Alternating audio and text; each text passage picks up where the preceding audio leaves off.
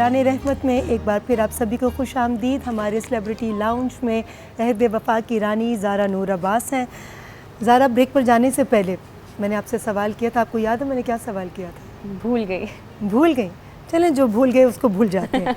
अब हमारा बड़ा प्यारा एक सेगमेंट है, इसमें मैं आपको फिल इन द ब्लैंक होगा, उसको आपने फिल करना है। ठीक है? हाजिर जवाबी। रोजे में अच्छा, ठीक है, I'll try। बिल्कुल सच्ची ईमानदारी के साथ। मेरे पास लोग हैं लेकिन डैश नहीं। मेरे पास लोग हैं लेकिन डैश नहीं, इसको फिल करना। डैश नहीं, चालाकी नहीं। मतलब मेरे पास जो लोग हैं वो हैं लेकिन चालाक नहीं है। ठीक है। मेरे पास अभी वक्त है लेकिन डैश नहीं। मेरे पास अभी वक्त है लेकिन लेकिन घड़ी नहीं। ये रोजे में इस वक्त यही हाजिर जवाब। ज़ारा, ये किस तरह का फिल इन द ब्लैंक आपने फिल किया है? अच्छा, वो फिलोसफिकल। घड़ी नहीं। हाँ, घड़ी नहीं है लेकिन घड़ी नहीं। अच्छा ठीक है। मेरे पास दौलत है लेकिन डैश नहीं। मेरे पास दौलत है लेकिन अगर मैं लड़का होती तो कहती लुटाने वाली नहीं। तो अभी क्या कहेंगी आप? लुटाने वाला तो है, तो मैं लुटा चुकी दिल। अब मेरे पास दौलत है लेकिन डैश नहीं। मेरे पास दौलत है लेकिन ओहो, आप हेल्प कर दें। मेरे पास दौलत मार्केट्स बंद है ना, मार्केट नहीं जहाँ जाके दौलत को 5 बजे तक तो सब खुला है। अच्छा, मॉल्स नहीं खुले अभी? वो ऑनलाइन शॉपिंग हो रही है। अच्छा ठीक है। मेरे पास सुकून है लेकिन डैश नहीं। मेरे पास सुकून है लेकिन सुकून है तो सब है। अच्छा, मेरे पास सुकून है लेकिन बदसुकूनी नहीं। हाँ, इतना सिंपल था। इतना सिंपल अच्छा, था मैं ज़रा ठीक है। अब मैंने हेल्प कर दी, चीटिंग कर लिया, नेक्स्ट टाइम चीटिंग नहीं करूंगी। ठीक है। मेरे पास शौहर है लेकिन डैश नहीं। मेरे पास शौहर है लेकिन डैश नहीं। मेरे पास शौहर है लेकिन सब है अल्हम्दुलिल्लाह। क्या मांगूं या क्या कहूँ? आप थोड़ी सी हिंट दे दें। फिर चीटिंग करूँ प्लीज़। मेरे पास शौहर है लेकिन नखरा नहीं। नखरा तो है। नखरा है? असद से पूछें आप। असद बेचारे सर पकड़ के बैठे तो फिर क्या कहेंगे? असद, क्या नखरे उठवाती है उससे? असद से मैंने पिछले दोनों बड़े खाने बनवाए हैं। असद ने ऐसी किचन में चीज़ें बनवाई हैं और कह के आज नहीं बनाऊंगी, बस होममेड नान कढ़ाई और स्क्रैच से। असद ने तो इतनी ज़्यादा एक दिन हो गई रीमा जी, उन्होंने कहा अच्छा मैं आटा गूंदूँ, तो मैं और मेरी अम्मा हमने कहा हाँ गूंदो हम दोनों बाहर हैं, और उसकी वीडियोस बना के हमने फैमिली ग्रुप में भेजी कि आज आटा भी असद गूंदेंगे। तो हंस के हम लोग तो पागल हो गए कि हमने असद के साथ क्या किए। लेकिन वो बड़ा प्राउडली हाँ तो best chef in the world are men, तुम लोग ठीक है, बस देखो मैं क्या करता हूँ। तो बड़ा खुश। अच्छा, अम्मा जो है वो आपके ज़्यादा, ज़ाहिर है आप तो बेटी हैं, मगर मुझे सुनने को मिला है कि असद से उनका ज़्यादा प्यार है और एक बहुत दोनों के आपस में मेंटल कंपैटिबिलिटी है। अच्छा, मेरी अम्मा की असद से बहुत दोस्ती है। हाँ, और असद की अम्मा की मेरी बहुत दोस्ती है। तो जब हमारी आपस में कोई नोकझोंक हो जाती है तो असद की अम्मा मेरी साइड पे होती हैं और मेरी अम्मा असद की साइड पे होती हैं। दोनों मतलब टीम्स बन गए हैं। हाँ, किस तो टीम की जीत होती है? यूजुअली मेरी टीम की, क्योंकि मेरी अम्मा कहती है बस मैं थक गई हूँ बेटा, मैं शूट पे जा रही हूँ। तो जो असद की अम्मा वो कहती है अच्छा मैं तो हूँ अवेलेबल, तो आओ मैं किस्सा सॉल्व करूँ, तो मैं यूजुअली जीतती हूँ। अच्छा ठीक है जी। मेरे पास हुस्न है लेकिन डैश नहीं। मेरे पास हुस्न है लेकिन मक्कारी नहीं। शाबाश। मेरे पास शोहरत है लेकिन गुरूर नहीं। मेरे पास शोहरत है लेकिन गुरूर नहीं। बिल्कुल ठीक। अब फ्लो में आ गई, फिर करें? हाँ, अब दोबारा से करें। नहीं, चीटिंग नहीं कर सकते। बिल्कुल। अच्छा, मुझे सच बताओ कि परफॉर्मेंस करने से पहले या परफॉर्मर बनने से पहले कभी सोचा था कि शोहरत किस बुलंदी पर पहुंचोगी और इतने कम वक्त में? नहीं, कभी भी नहीं। मेरी तो मुझे तो आइडिया नहीं था कि मैं कभी ज़िंदगी में कर पाऊँगी। मेरी सोच भी नहीं जा सकती थी। मुझे तो जब पहली दफ़ा आसिम रज़ा ने फ़िल्म ऑफ़र की तो मैंने कहा क्या बात कर रहे हैं फिल्म, आप मेरी शादी पे क्यों नहीं आ रहे? तो उन्होंने कहा वो तो मैं आ ही जाऊँगा, लेकिन बेटा फिर मैंने कहा अच्छा ना पहले आए ना शादी पे। उसी दिन इत्तेफाक के उन्होंने मुझे फ़ोन किया था एक कमर्शियल के लिए, लेकिन उस दिन मेरी शादी हो रही थी असद से। तो आई फील लाइक मुझे ऐसा लगता है कि Asad brings so much luck to my life कि जिस दिन मेरा उनसे निकाह हो रहा था उस दिन पहली दफ़ा मुझे फ़ोन आया था फॉर अ कमर्शियल। बट फिर वो उस वक्त हो नहीं सका। लेकिन आसिम ने जब मुझे फ़िल्म का कहा तो मैंने कहा क्या छोड़ो भाई। लेकिन वो होते हैं ना, कुछ चीज़ें आपको लोग बताते हैं कि आप कर सकते हैं ज़िंदगी में। फिर वजाहत की फ़िल्म आ गई, तो वो तो मैंने सोचा ही नहीं था कभी कि मैं फ़िल्म करूँगी, कभी ज़िंदगी में नहीं सोचा था।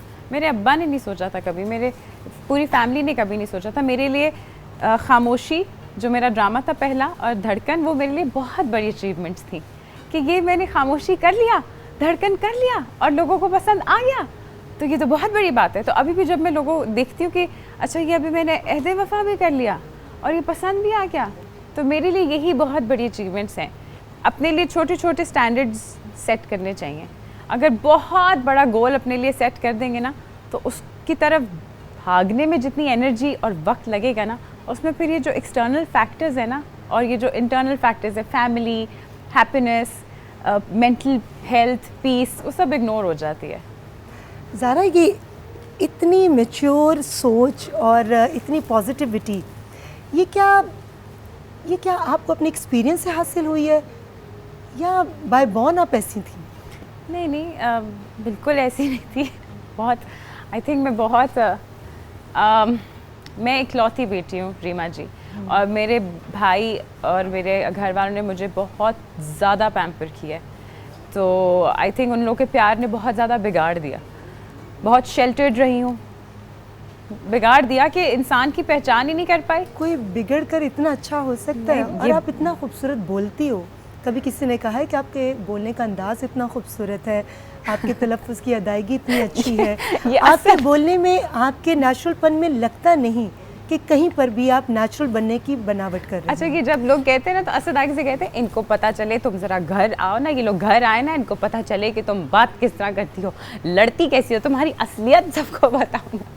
तो आई थिंक कि दिस इज़ हाउ अम्मा talks, this is how Bushra खाला, ये हम लोग आई थिंक ऐसे ही बात करते हैं। ये फैमिली में जब ये चारों बहनें बैठ जाती हैं रीमा जी, तो कोई किसी शो से कम नहीं होता। चार चांद इकट्ठे हो जाते हैं। चार चांद जब इकट्ठे हो जाते हैं, तो उनकी वजह से, और आई थिंक उन लोगों ने, मेरे घर वालों ने, I was talking about my family, उन लोगों ने इतना बिगाड़ दिया कि इतने एक्सपीरियंसेस ने मुझे बार बार, उन्होंने मुझे इतना शेल्टर किया हुआ था कि मुझे लगता था दुनिया बहुत प्यारी है, इट्स अ फेरी लैंड, और बाहर जाऊंगी तो कैंडी फ्लॉसेस और सब मिलेगा और बहुत अच्छे लोग हैं। तो जब आप बाहर जाते हैं प्रैक्टिकल लाइफ में और दुनिया में, तो आपको समझ आता है कि नहीं, ऐसा नहीं है। बहुत सारे चेहरों के ऊपर मुस्कुराहट के अंदर बहुत अजीब अजीब चीज़ें हैं।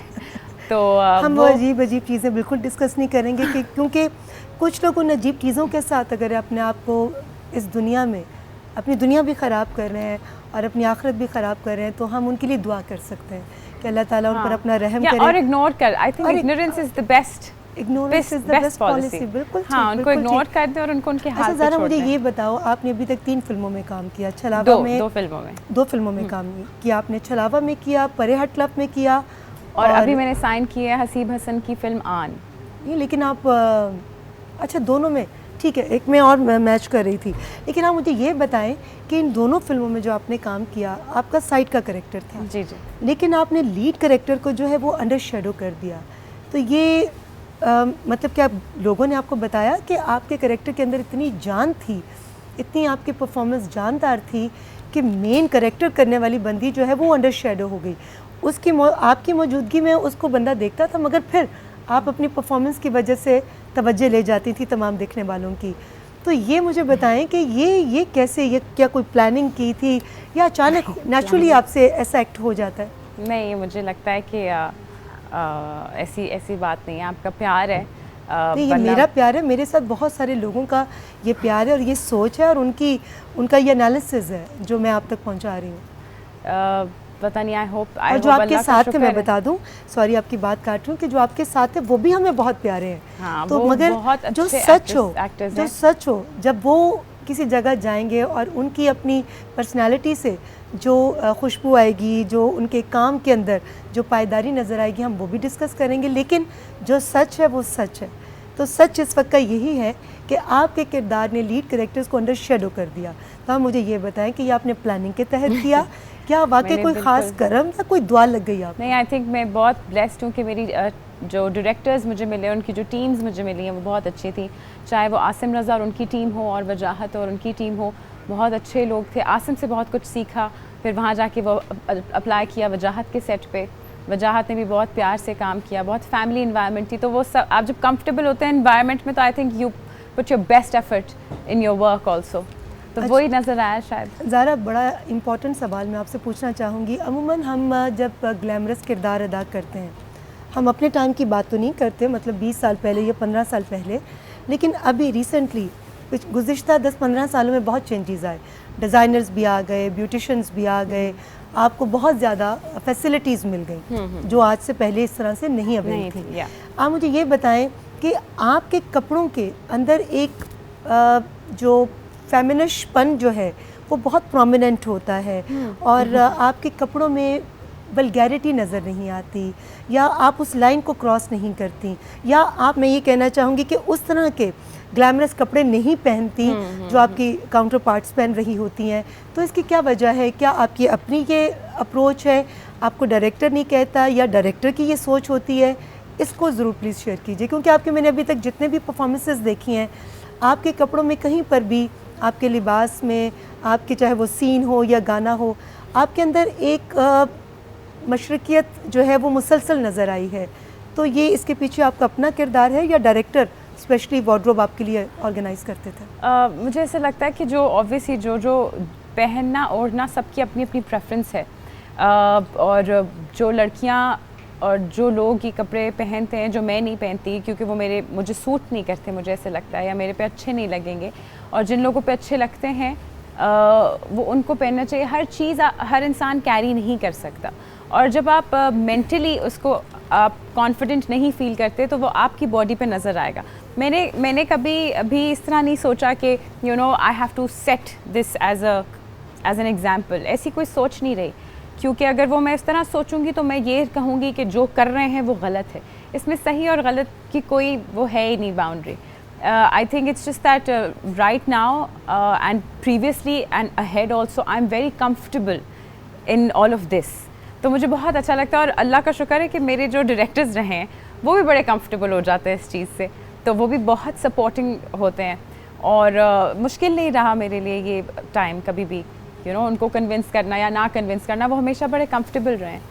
और बाकी जो एक्ट्रेसेस कैरी करती हैं मोर और लेस, लेकिन जो एक्ट्रेसेस कैरी करती है मैं वो भी कहती हूँ कि वो कितनी एलिगेंट लगती है और वो कितनी खूबसूरत लगती हैं जब वो लिबास भी वो पहनती हैं। बिल्कुल, there is no doubt about it. अच्छा ये बताएं कि शादी से पहले अपनी शॉपिंग खुद करती थी या अम्मा करती थी?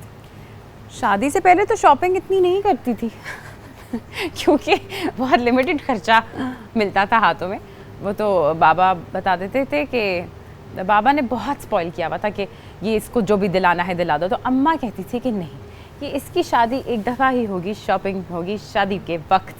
और वो होती है ना कि जहेज़ बनाना, मेरी अम्मा बिल्कुल वो वाली अम्मा है कि सब चीज़ें जहेज़ के लिए रख दो, ये भी जहाँ से शॉल आई है वो जहेज़ की पेटी में जाएगी, ये जूते आए हैं महंगे वाले ये जहेज़ की पेटी में जाएंगे, वो मेरी अम्मा वो वाली हैं। तो इसी तरह कर कर आके बहुत लिमिटेड शॉपिंग होती थी, बट हम इतना इन्जॉय करते थे। रीमा जी, आई टेल यू, एक बहुत खूबसूरत जगह थी, वहाँ पे हम जाते थे लिबर्टी मार्केट लाहौर में, और अनारकली, और वहाँ से जाकर हम लोग लॉन के सूट उठाते थे, 2 पीस 3 पीस, उसके साथ मैचिंग बेलें लेते थे लिबर्टी सेंटर जाके, फिर वहाँ से मैचिंग खुस्से लेते थे। तो वो जो एक सारा सिस्टम था ना, वो एक जोड़ा बनाने की जो जद्दोजहद थी और दर्जी के पास जाके खपना, वो आई थिंक अब रिटेल बिजनेस की वजह से और इतनी आसानी की वजह से वो जो टाइम स्पेंड करते थे ना अम्मा और भाभियाँ और सब आपस में, वो वक्त बहुत खूबसूरत था। आई थिंक वो ईजियर टाइम्स, वो बेटर टाइम्स। बिल्कुल सच्ची बताना है कि अम्मा की साड़ियों के सूट बनवाए? अम्मा की साड़ियाँ ले ली सारी, सूट तो 1-2 बनवाए थे, लेकिन अभी मैं गई उनके पास लाहौर तो मैंने उनकी सारी साड़ियाँ हड़प ली। तो मेरे साथ सज्जल भी थी, तो सज्जल ने कहा ये तो नहीं हो सकता कि सारी साड़ियाँ तुम रख लो ये तो हो ही नहीं सकता। तो उसने ऐसे करके ना एक साड़ी बीच में से उठा ली, तो मैंने कहा सज्जल ये तुम दिखाओ। उसने कहा नहीं तुम लो अपनी साड़ियाँ, तुम जो ले रही हो। तो जब मैंने बाद में देखा, उसने सबसे खूबसूरत वाली साड़ी उठा के बनारसी, मैंने कहा तुम कितनी तेज़ हो, कितनी, मुझे पता था तुम्हारी इस पर नज़र आएगी, तो मैंने कोने में उठा के दबोच ली थी। अच्छा ये बड़ी बात है कि आज के दौर में जो आपस की आर्टिस्ट हैं उनका इतनी इत्तेफाक हो आपस में, तो आपकी सज्जल से ज़्यादा दोस्ती? मेरी सज्जल से बहुत ज़्यादा दोस्ती है। सज्जल is another part of me. दोस्ती भी नहीं मैं कहूँगी, दोस्ती इसलिए मैं हंस रही हूँ, दोस्ती भी नहीं है, वो बहन भी नहीं मैं कह सकती, वो बस मेरा एक और एक्सटेंडेड वर्जन है। और वो मैं एक दूसरे को 10 साल से जानते हैं, और सज्जल की बहन सबूर, उनसे मेरा बहुत प्यार है। और एक और एक्टर हैं Kinza Razzak, she is also started very new, वो मेरी बहुत प्यारी दोस्त है। मोमल शेख, उनसे मेरा बहुत प्यार है। बहुत अच्छे अच्छे लोग मुझे अल्हम्दुलिल्लाह कुछ लोग मिले, बट सज्जल को नोबडी बीट्स कम दोस्त बनाती है। सज्जल नोबडी बीट्स हर। और नात सज्जल के डायमीटर में बहुत कम लोग जाते हैं, और जब आप चले जाए तो फिर वो कहती है अच्छा मुझे नहीं छोड़ना। और सज्जल जैसे लोग बहुत कम होते हैं, बहुत कम होते हैं। अच्छा, ये आपसे पूछेंगे कि असद को आपकी दोस्तों से कितनी जेलसी होती है, मगर इस छोटे से ब्रेक के बाद, स्पेशली सजल से? ये कैसे पता है?